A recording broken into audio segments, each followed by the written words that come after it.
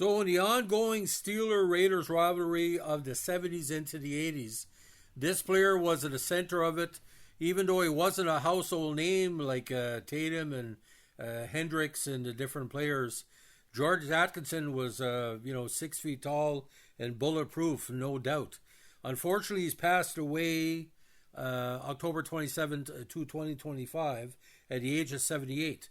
Now, George Henry Atkinson II, born in Savannah, Georgia, was a pro football player who was a safety and return specialist for the Raiders of the AFL and the NFL from 68 to 77.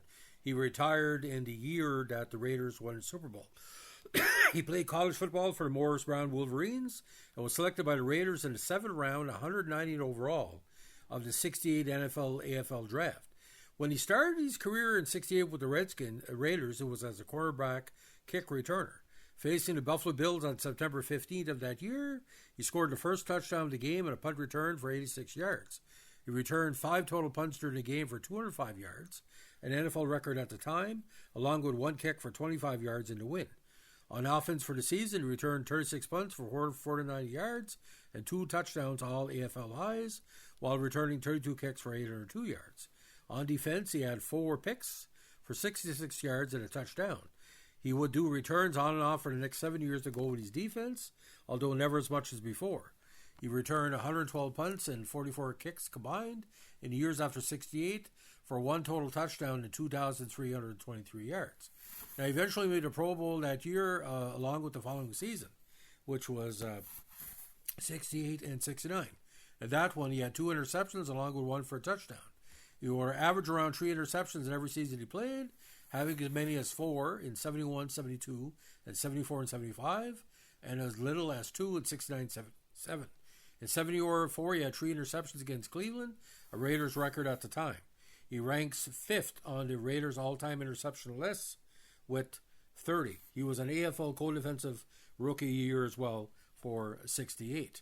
Now, in a regular season game at 76 versus the Steelers, the Raiders' arch rival, he became national news when he hit an unsuspecting Lynn Swann in the back of the head with a forearm smash, even though the ball had not been thrown to Swann. The hit rendered Swann unconscious with a concussion.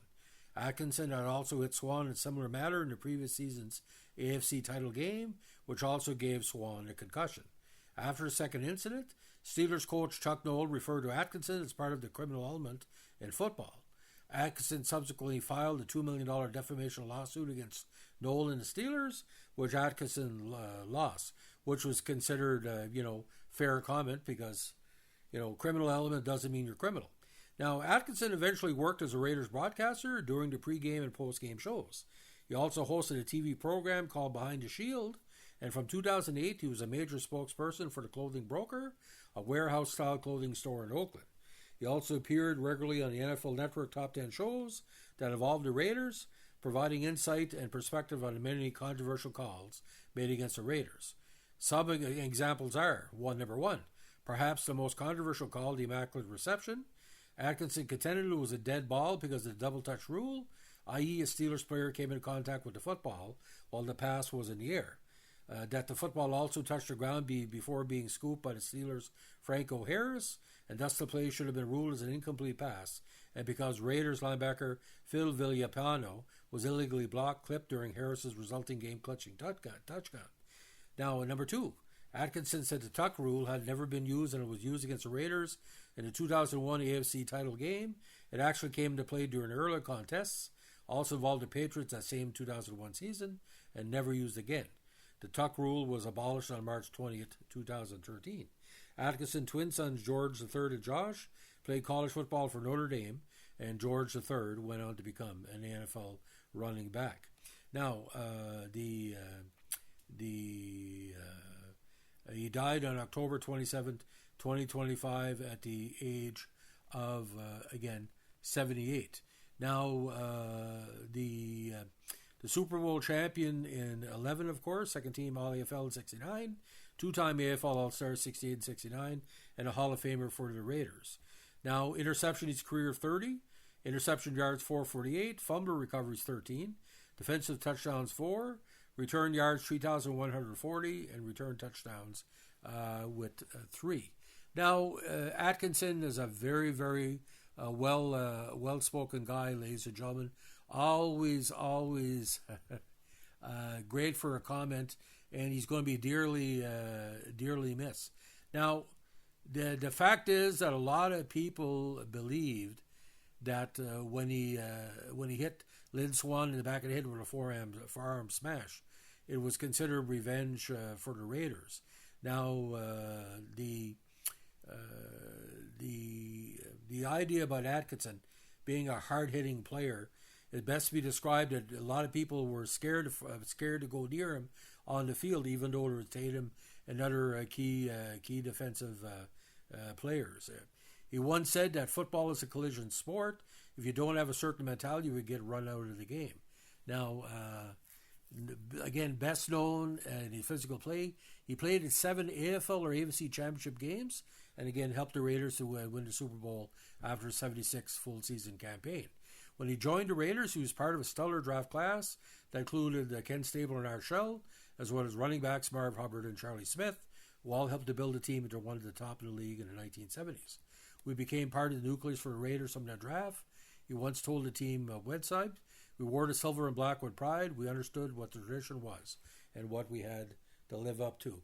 I know Raider Nation is going to be missing him an awful lot because, again, he was a throwback, ladies and gentlemen, to the old AFL, NFL series where basically everybody that was on the field was open game.